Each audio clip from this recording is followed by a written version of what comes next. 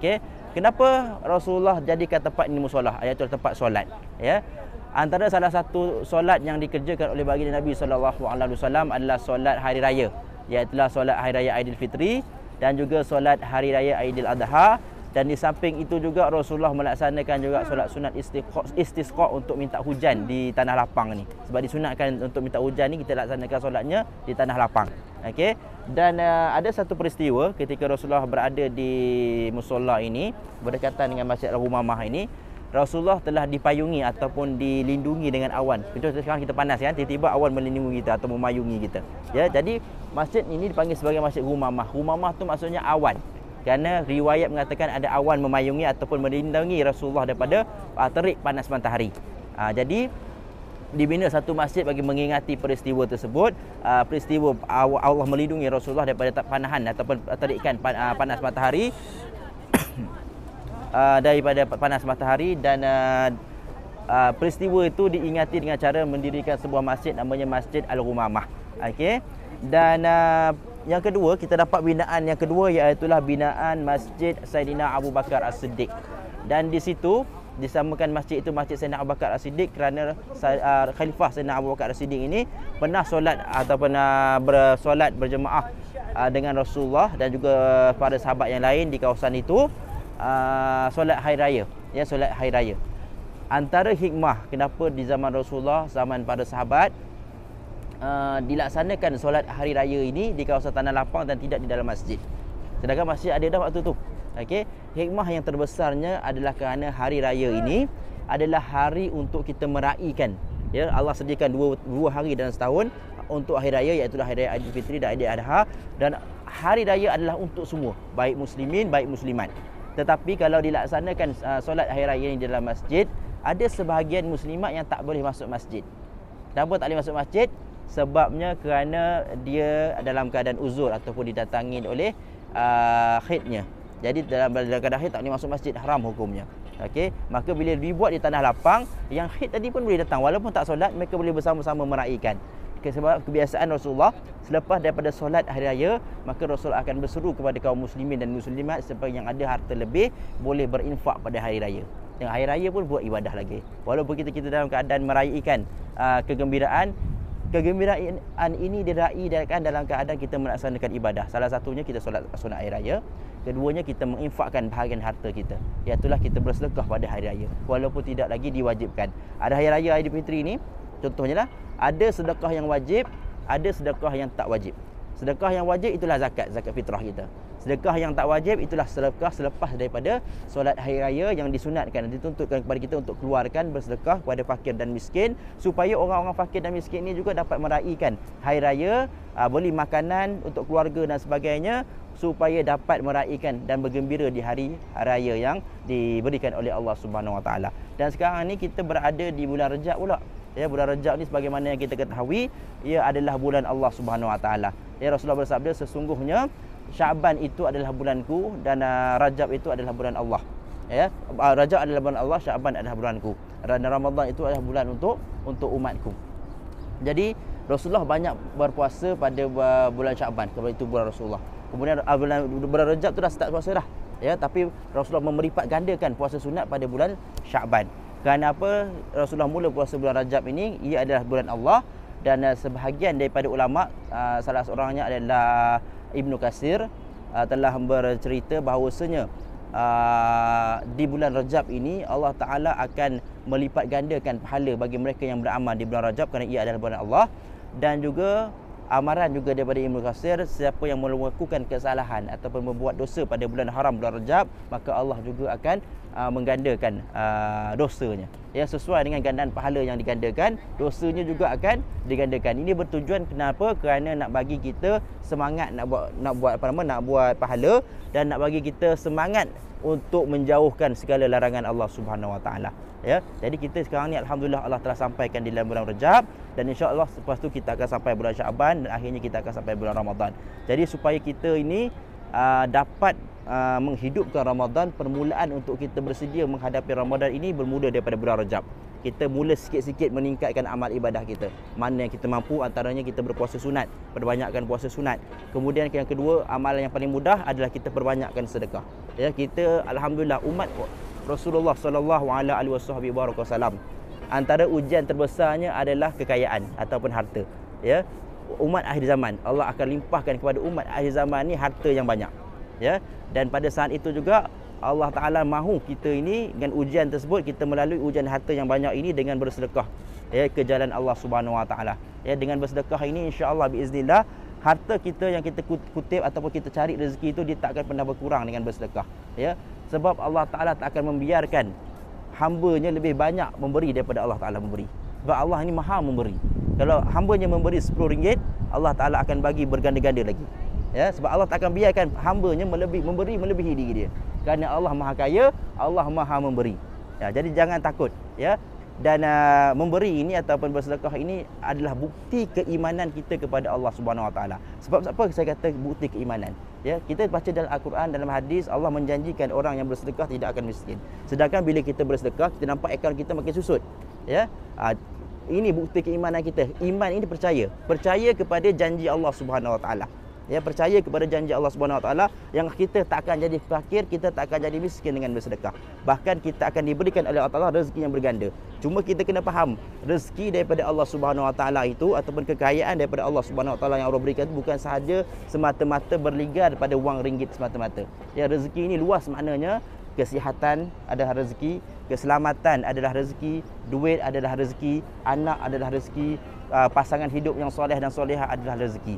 Ya, kita kena tengok satu perbandingan. Ya, orang kaya yang mana dia ditimpa sakit, ya, dia buat rumah yang besar. Allah bagi dia kaya, rumah besar, tapi akhirnya dia gunakan satu bilik yang kecil di bahagian bawah dekat dengan tandas. Sebab sakit mudah nak pergi tandas.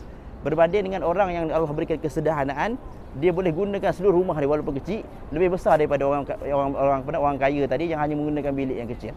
Jadi hartanya tidak memberikan manfaat kepada orang kaya tadi tu. Sebaliknya orang miskin tadi walaupun rumahnya tak sebesar orang kaya tadi, ruang yang digunakan lebih besar. Itu maknanya rezeki. Ada orang kaya yang Allah bagi dia ujian berbagai-bagai penyakit. Ya. Ada orang miskin yang tak ada penyakit. Ya, dia boleh makan macam-macam jenis. Ada orang kaya dia dapat penyakit bermacam-macam dan akhirnya dia tak boleh makan, kena makan apa yang disuggestkan ataupun dicadangkan oleh doktor saja. Jadi kita tengok situ, ya. Rezeki adalah apa yang kita dapat manfaat daripada dia. Adapun harta itu belum menjadi rezeki kita. Ya, nak kata mudahnya, kalau bab makanan ni apa yang kita telan sampai ke kerongkongan kita tu, masuk perut kita, itulah rezeki kita. Yang kita kumpul dalam akaun bank, yang kita kumpul dalam aset-aset kita tu belum lagi jadi rezeki kita yang sebenarnya. Ya, boleh saja kita meninggal dunia ke, rezeki itu jadi rezeki orang lain dah. Dia jadi tumpangan kita. Kita ni jadi tempat singgahan je. Itu jadi bila rezeki itu sudah ada dalam pada kita, maka pergunakanlah rezeki tersebut ke jalan yang akan memberikan kekayaan kita di akhirat nanti. Iaitulah dengan cara kita berinfak kepada Allah Subhanahu Wa Taala. Yang keduanya, rezeki bila berinfak ni dapat menjauhkan kita daripada musibah. Ya, dapat menjauhkan kita daripada musibah. Ada kalanya bila kita bersedekah, kita tak nampak pulangan dari segi harta kekayaan. Tetapi kita tak tahu bahawa kalau Allah telah takdirkan kita pada hari itu, contohnya kemalangan, tapi disebabkan kita bersedekah, maka Allah tukar takdir Allah tadi itu kepada keselamatan kepada kita. Kita tak nampak, tapi di akhirat nanti akan dipertuntunkan kepada kita, ya, tentang pulangan daripada hasil infak kita tersebut. Ya, kemudian bersedekah ini juga akan memberikan kepada kita keselamatan daripada azab api neraka. Ya, Rasulullah pernah bersabda, ittaqun naru bisyaqqatin tamarin. Ya, takutlah kalian ataupun peliharalah diri kalian daripada azab api neraka ini walaupun dengan berinfak dengan sepotong kurma. Jadi infak sedikit tak ada masalah. Yang penting ikhlas, dan infak yang tersebut, yang sikit tersebut boleh jadi asbab kita selamat daripada azab api neraka Allah Subhanahu Wa Taala. Kita kena tahu, ya, kita punya amal ibadah tak akan mampu membuatkan kita masuk ke dalam syurga Allah. Ya, pernah satu ketika seorang Bani Israel ada satu kisah dihisap oleh Allah Subhanahu Wa Taala. Dia ni orang yang banyak beramal ibadah, 500 tahun dia beramal ibadah. Ya. Kemudian Allah bila dia berada di hadapan Allah Subhanahu Wa Taala, Allah Taala kata, masuklah kamu ke dalam syurga-Ku. dengan rahmatku, kata Allah Taala. Ya, dengan rahmat aku masuklah kamu ke dalam syurga. Maka orang orang Bani Israel ni kata, ya Allah, apa yang terjadi? Okey. Apa yang terjadi pada amal ibadah aku? Kenapa aku ni tidak dimasukkan ke dalam syurga-Mu ya Allah kerana amal ibadah aku? Ya. Kenapa aku ini tidak dimasukkan ke dalam syurga-Ku kerana amal ibadah aku? Maka jawab Allah Taala, kalau begitu mari kita hitung amal ibadah kamu yang 500 tahun tu mampu tak masukkan kamu ke dalam syurga aku. Ya, bila dihitung dengan nikmat, dibandingkan dengan nikmat Allah Subhanahu Wa Taala, ibadah dia selama 500 tahun itu tak mampu nak bayar satu pasang mata ni. Ya, nikmat mata ni tak mampu nak bayar dengan 500 tahun ibadah. Jadi kita ni sebenarnya masuk syurga Allah tak lain tak bukan dengan rahmat Allah semata-mata. Jadi apa yang jadi dengan amal ibadah kita? Amal ibadah kita itu akan menjadi penentu tingkatan mana syurga yang akan kita duduki. Makin banyak ibadah kita, makin tinggi tingkatan syurga kita. Makin banyak ibadah kita, makin mudah proses hisab kita, proses kita di padang mahsyar, insya-Allah. Dan saya bagi tahu tadi tentang dosa kita dengan Allah dengan dosa kita dengan manusia. Dosa kita dengan Allah Taala, kita istighfar, kita mohon ampun dengan ikhlas. Taubat dengan sesungguh-sungguhnya, taubat nasuha, Allah ampunkan, Allah Maha Pengampun. Tapi kita berdosa dengan manusia, tak semua manusia pengampun, tak semua manusia pemaaf. Ya, jadi dosa ini akan dituntut oleh mereka yang tak maafkan kita di akhirat nanti. Bagaimana cara menuntutnya? Mereka akan minta pahala daripada kita, dan kalau pahala kita habis, mereka akan suruh kita tanggung dosa. Jadi bila kita ada amal ibadah yang banyak, pahala kita ada banyak simpanan. Ya, kadang-kadang kita buat dosa dengan manusia, kita tak sedar pun. Kita tak sedar. Bila kita tak sedar, macam mana kita nak minta maaf, betul tak? Jadi inilah tujuan amal ibadah yang kita laksanakan, antara tujuan utama, ya, supaya kita boleh membayar kesilapan kita di akhirat. Tapi sesungguhnya sebaik-baik orang itu adalah orang yang sentiasa memaafkan dan sentiasa memelihara diri dia daripada melakukan dosa sesama manusia. Ya, kadang-kadang kita termakan harta yang tidak halal dan sebagainya. Kita tak tahu benda tu tak halal, tapi kita termakan tak sengaja. Ya, kadang perkara ini semuanya akan dihisap oleh Allah Subhanahu Wa Taala. Jadi bila kita bersedekah, kita akan menambahkan akaun akhirat kita. Insya-Allah, biiznillah. Okey. Dan seterusnya, bersedekah ini juga antara amal yang nak dilaksanakan oleh orang yang sudah meninggal dunia. Ya. Di dalam kubur, orang-orang yang sudah meninggal dunia ini, mereka minta kepada Allah Taala untuk dihidupkan walaupun sebentar. Walaupun sebentar, ya Allah, hidupkan aku. Nak apa? Kenapa nak hidup balik? Nak jumpa dengan anak ke? Nak jumpa dengan isteri ke? Tak. Nak bersedekah. Ya, nak hidup balik 5 minit pun jadilah, seminit pun jadi dah. Nak serahkan sedekah.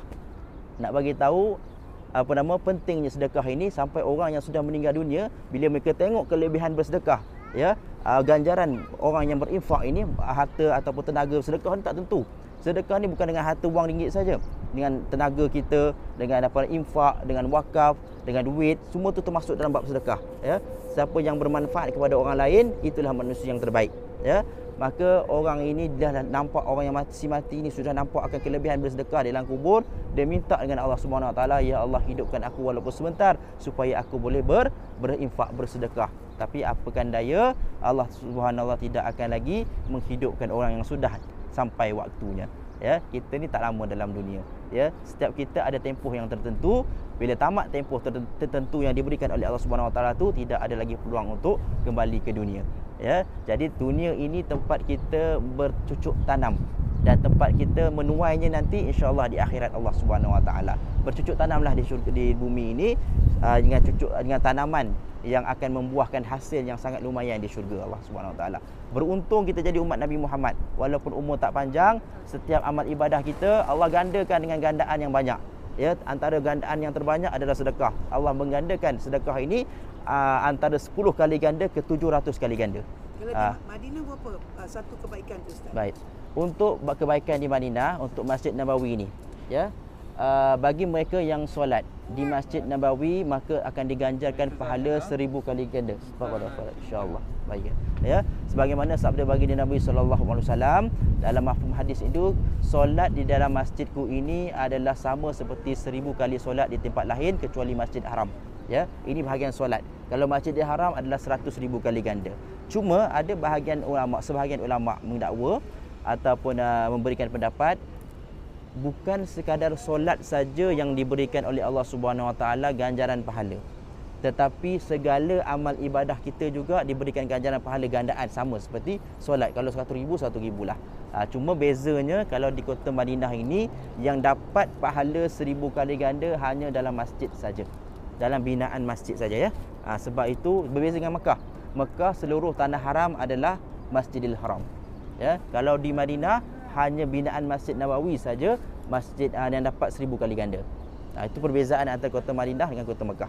Ganjaran dari sudut di mana kita boleh dapatkan 1000 kali ganda, di mana kita boleh dapatkan 100,000 kali ganda. Kalau di Mekah, jumhur ulama kata, solatlah di mana-mana, buatlah kebaikan di mana-mana tanah haram, asalkan dalam tanah haram, maka 100,000 kali ganda. Tetapi di kota Madinah hanya dalam binaan masjid saja. Ya, sebab ada satu hadis yang mengatakan bahawasanya kalaulah masjid aku ini dibesarkan sehingga ke Sana'a. Sana'a ni satu bandar di kawasan Yaman, maka tetaplah masjidku. Nak bagi tahu dalam masjid saja yang dapat pahala 1000 kali ganda. Tak kiralah masjid itu sudah dibesarkan besar mana, tapi selagi dalam masjid tetap dapat pahala 1000 kali ganda. Jadi di sini timbul satu pertanyaan. Bagaimana bagi mereka yang solat di dataran masjid? Ya. Okey, kalau kita tengok pada sejarah pembinaan Masjid Nabawi, Masjid Nabawi ketika Rasulullah bina tidak ada dataran. Ia hanya binaan saja. Ya, binaan dinding saja. Bila mula-mulanya ada dataran, ia adalah dibuat pada zaman pemerintahan Sayyidina Umar Al-Khattab. Dataran ini dipanggil sebagai Al-Butaiha. Ya, Al-Butaiha ini tujuan pembinaan dia adalah kerana Sayyidina Umar selalu dengar orang buat bising dan suara orang bersyair dalam masjid. Maka ini adalah orang cara tidak beradab berada dalam Masjid Nabawi. Ya, Rasulullah larang orang meninggikan suara di dalam Masjid Nabi. Ya, maka nak mengelakkan perkara ini daripada berlaku, maka dibuat dataran yang dipanggil sebagai Butaiha. Maka Sayyidina Umar berkata, bagi mereka yang nak meninggikan suara, nak bersyair, maka duduklah kalian di luar di kawasan Al-Butaiha, jatuhlah di kawasan dataran, supaya kalian boleh meninggikan suara di kawasan tersebut. Jadi persoalan sekarang kembali pada soalannya, kawasan apa nama dataran dapat pahala 1000 kali ganda ke tidak? Ini ada dua pandangan ulama. Ulama yang pandangan yang pertama mengatakan tak dapat, kerana tempat yang diiktiraf hanya tempat yang kita boleh solat sunat tahiyatul masjid saja. Ya, dan orang perempuan yang haid yang tak boleh masuk, iaitu dalam binaan masjid. Ada sebahagian ulama mengatakan terdapat masuk dapat juga 1000 kali ganda, kerana walaupun dibuat dataran tetapi dataran tersebut dipagari oleh pagar yang mengkhususkan tempat itu sebagai kawasan masjid. Nak ikut mana terpulang kepada kita. Ya, ikut mana terpulang kepada kita. Kalau kita mampu masuk dalam masjid, maka masuklah keluar daripada khilaf supaya dapat 1000 kali ganda. Okey. Bab sedekah, kalau di Masjidil Haram, maka sedekahlah di mana-mana kawasan Masjidil Haram, mudah-mudahan dapat juga pahala 100,000 kali ganda. Okey, kalau di Masjid An-Nabawi nak bersedekahlah dalam Masjid An-Nabawi, mudah-mudahan Allah bagi pahala 1000 kali ganda. Tapi ini pun perselisihan pendapat juga. Ada kata ulama, sebagian ulama besar mengatakan hal ini berkaitan dengan solat saja, sebab dalam matan hadis disebut perkataan solat.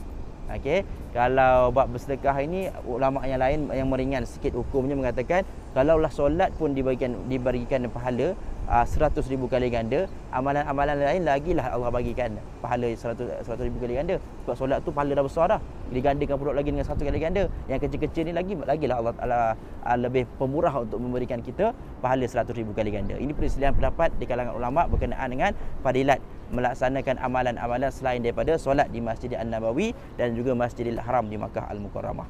Okey.